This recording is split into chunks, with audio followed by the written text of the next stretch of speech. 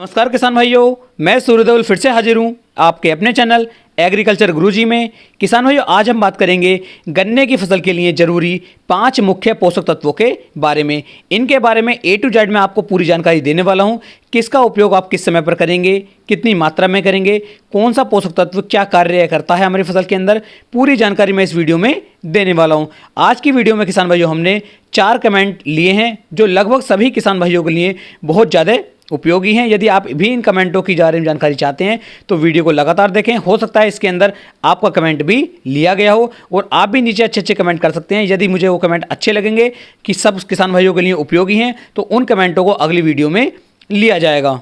यदि अभी तक आपने चैनल को सब्सक्राइब नहीं किया तो चैनल को सब्सक्राइब कर लें, जिससे कि आने वाली वीडियो की नोटिफिकेशन आपको जल्द से जल्द मिल सके। तो किसान भाई चलिए शुरू करते हैं। पहला कमेंट है गुरविंदर सिंह जी का। ये कहना है, सर जी मेरे गन्ने में थ्रिप्स आ गई है, कौन सी दवाई यूज करें?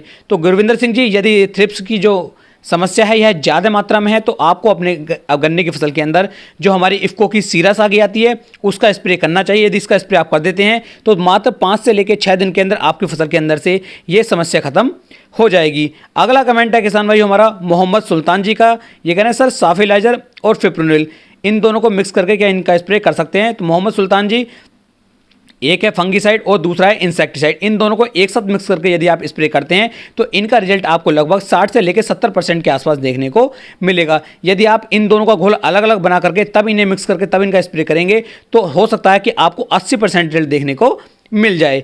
अगला कमेंट है सुकेंद्र नागर जी का। ये कहना है, सर छोटी पौधे में माफ़ी चाहूँगा सर, छोटे पौधे में गोब सूख रही है। जब मैंने उनको तोड़ के देखा तो उनके अंदर गिंडार है, क्या करें? तो सुकेंद्र नागर जी, या तो आप फिप्रोनिल 5% एससी फॉर्म में लेकर के अपने गन्ने की फसल पर इसका स्प्रे कर सकते हैं, या फिर क्लोरोपेरिपास प्लस साइपरमेथ्रिन इसका स्प्रे कर सकते हैं, या फिर यदि नीचे डालने की बात करूं तो आप फ्यूरोडान का उपयोग अपने गन्ने की फसल के अंदर 6 से लेकर 7 किलोग्राम प्रति एकड़ के हिसाब से करते हैं। तो जो समस्या आपके गन्ने की फसल के अंदर आ रही है यह लगभग 8 दिन के अंदर बिल्कुल ही खत्म हो जाएगी। किसानों, हमारा अंतिम कमेंट है, पोटास के साथ शुगर केन स्पेशल डाल सकते हैं क्या? तो देखिए बिल्कुल राहुल सोम जी, आप पोटास के साथ शुगर केन स्पेशल मिक्स करके डाल सकते हैं। इससे कोई भी दिक्कत आपको देखने को नहीं मिलेगी। अब किसान भाई शुरू करते हैं हम अपना आज का टॉपिक।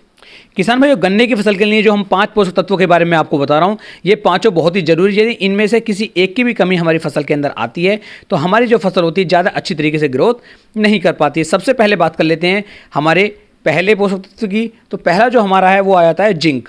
किसान भाई, यदि गन्ने की फसल के अंदर जिंक की कमी आती है तो इससे क्या होता है कि हमारे जो गन्ने की फसल होती है यह अच्छी तरीके से ग्रोथ नहीं कर पाती है और आपकी फसल की जो चमक होती है वह हल्की हल्की धीरे धीरे कम होनी शुरू हो जाती है। तो आप अपने गन्ने की फसल के अंदर एक बार जिंक का उपयोग अवश्य करें। इसके उपयोग से आपको काफ़ी अच्छा बेनिफिट देखने को मिल जाएगा। किसान भाई, दूसरा आता है हमारा सल्फर। सल्फर का उपयोग भी आपको अपने गन्ने की फसल के अंदर 1 से 2 बार अवश्य करना चाहिए। यदि मैं बात करूं इसकी मात्रा की तो आप इसकी मात्रा लगभग 5 से लेकर 7 किलोग्राम प्रति एकड़ के हिसाब से यदि दे देते हैं तो आपके गन्ने की फसल के लिए सल्फर बहुत अच्छा, बहुत महत्वपूर्ण कार्य निभा करके चलता है।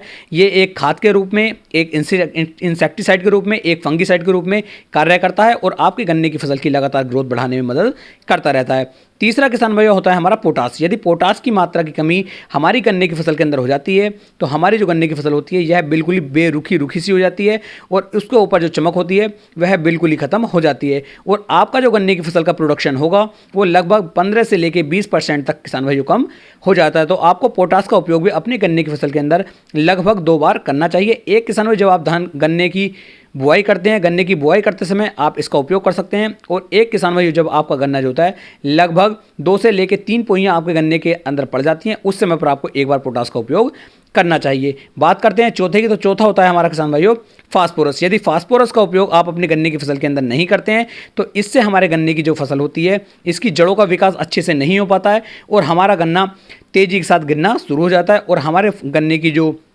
बढ़वार होती है, जो ग्रोथ होती है वह भी किसान भाइयों कम हो जाती है। क्योंकि जितनी ज़्यादा हमारी जड़ों का विकास होगा उतना ज़्यादा हमारा गन्ना जोर लगाएगा और उतनी अच्छी तरीके से हमारे गन्ने की जो बढ़वार है वो किसान भाइयों लगातार होती रहेगी। तो आपको एक बार इसका उपयोग अवश्य करना चाहिए।